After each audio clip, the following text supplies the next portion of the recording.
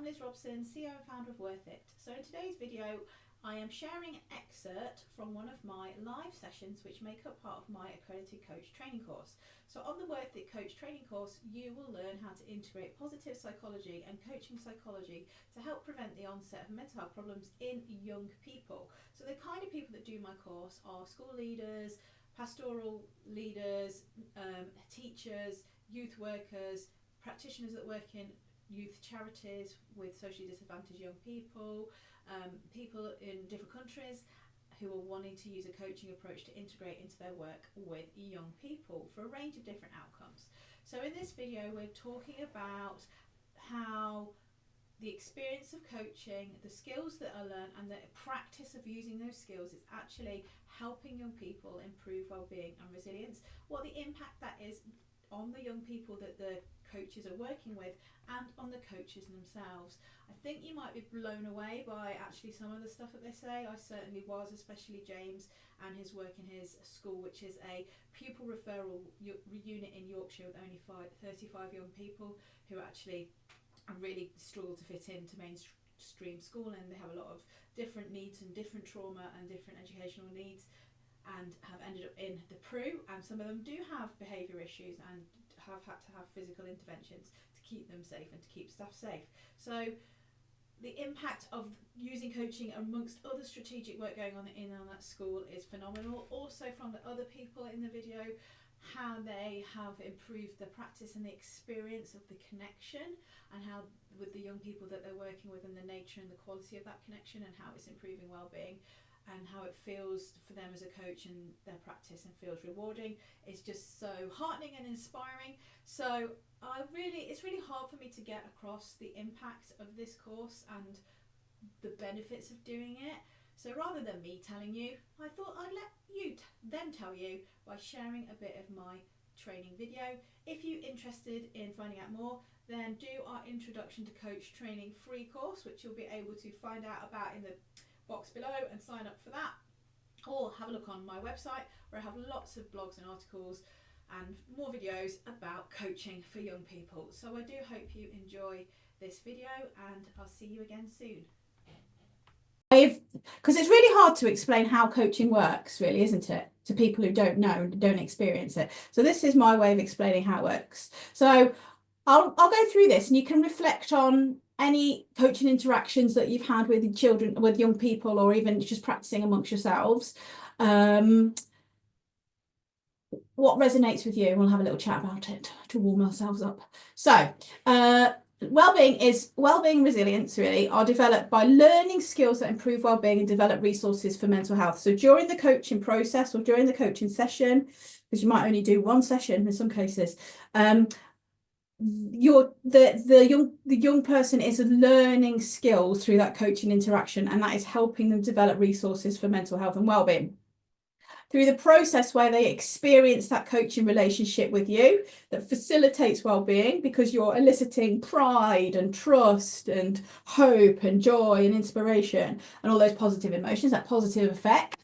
And it's that feeling of positive effect that then opens up their thought action repertoires that makes them be able to access even more resources. And then during the time that they're with you and outside of the coaching sessions, practicing strategies and skills and tools that develop wellbeing and resilience. So it's really a dynamic process. What are your reflections since you know more about this now?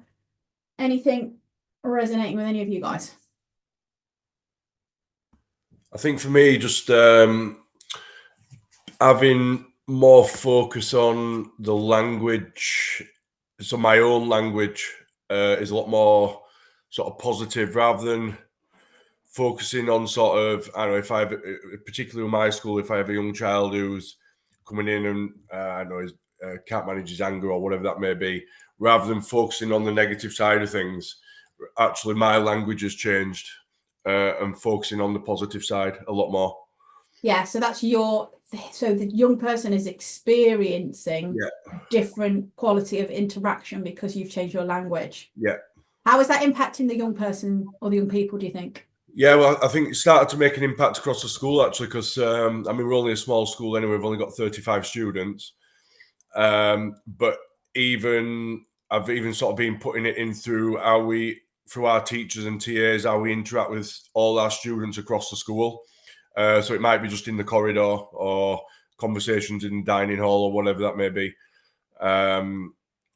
So just try to focus on the language that we're using around the school. Yeah. Have you noticed a ripple effect with the kids' behaviour since you've been doing that?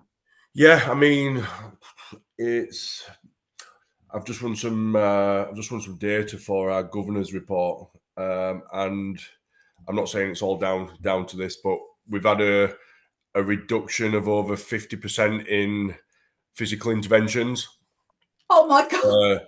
Which Massive. we've put down to our de-escalation with children is working better. Because obviously, yes, we're getting sometimes a little bit more verbal abuse and things like that. But the fact of the matter is we're not going to as many physical interventions within the school, so which is a positive. Oh, it's massive change, shift. And that's, you've only just got going with this stuff too, haven't you? That's a tangible change. And I know it's not the wider strategy, but it's working, isn't it? Absolutely. I mean, I feel like we were on the right, we started off on the right track, but I think this is just sort of, just give it that little bit of an edge, if that makes sense. That is amazing. Anybody else? Any of this from their experience or anything James has said? Katie? So for me, in my experience, so I've been working with a young person, and I feel like the relationship between me and her that's what's really sort of helped. And I kind of noticed that when I've done coaching before with adults, but I think I see it more with children or young people, because maybe they haven't had an adult where they can confide in or talk to or just be listened to for that length of time or whatever. So I feel like that kind of the actual coaching relationship and the relationship between me and the young person is what's really opening her up. So as well as all the questions and the listening, I feel like the rapport, the trust, we laugh quite a lot, actually. There's quite a lot of humor in it as well. So I feel like that's what's really helping. I mean, it's kind of difficult, and I haven't done a sort of official feedback with her yet, which I will do at the end of I've got 6 sessions with her. So I think part of it is hard to gauge, isn't it? Whether it's working or it's not. And you're always kind of like with James, obviously what he said, that's like you said, it's a tangible thing that you can measure and you can see, but sometimes it's like you can't necessarily see it working, or you can't see the benefits as clearly as that. But I feel like just the way she responds to me from session 1, and we're on session 4 now, where I can see that she's really sort of opened up. Like before, she wouldn't look at me, she wouldn't give me eye contact. She'd put like a barrier, like a cushion or something between us, and I see all those kind of things changing. So I feel like the relationship is something that really is helping. Yeah. And this is part of my concept and my theory that I think is massively overlooked in coaching training, especially for adolescents, is the nature of the relationship is the intervention, and everything else is like icing on the cake, really. Like it's that experience of the quality interaction. That's the magic. That's the how it works. And then everything else is just kind of bonus, in my opinion. Yeah, you put it a much better list, but yeah, exactly. That's how I feel about it. So that's been really interesting, because like I say, contrasted with an adult, I know it's obviously there with an adult as well, but I just feel like it's more, I can feel it more, I can see it more with a young person, which is really rewarding as well, actually. Yeah, it feels very special. Yeah. And then you will notice, like, they'll come back and they're more brighter, and they're just, their body language is more open and they're smiling more. It's those things, they're the things you know how it works. Yeah. Hayley, what about you? How are you? How does this apply to your experience so far? So for me, I feel like I think for me, the biggest thing that it has really helped with is my listening side of things, actually. And I think in part that is because I mean, I've alluded to it in my reflections and things, that I quite like to find solutions, and I quite like to And sometimes, and what I think doing this and really thinking about my practice has done has got me really thinking about, actually, am I listening to what they're saying? I need to give them the tools to help themselves find the answers, as opposed to sort of jumping in with, right, okay, well, we're going to go and do this, and then we'll do this. And it switched my conversations to, and my interventions with students, from being a kind of fixer type session where I might see them and I'm like, right, what's the impact of the things that I've done for you to make things better when I meet them again, to actually properly being coaching, whereas perhaps maybe I thought I was coaching, but actually what I was doing was telling. I think actually, because I have different roles, and because I am first and foremost a teacher in my interactions with young people, then like quite a lot of what I do is telling. You know, I am the person that knows the curriculum stuff, and I am telling them the things to get them through.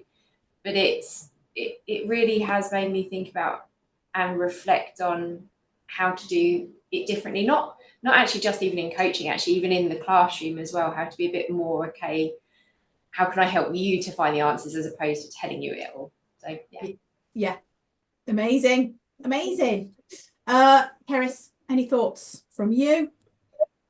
Yeah, I think, like Hayley said, the listening aspect. I think before if a young person was maybe a bit like didn't want to engage in sessions or whatever and wasn't saying much, I'd find myself just speaking for an hour. And I think after the session, I'd sit there and I'd be like, I've just spoken for so long, because it's like an uncomfortable situation. I don't want them to be uncomfortable, and then it's just an uncomfortable. But since doing this, I've found it so much easier to give space for the young person to think and then speak. And I found it to be giving them that time. You do find that, not for all, obviously, young people will just sit there and not respond, but giving them that time to actually think and think about what they're feeling and so forth, it actually has really helped. So that's something that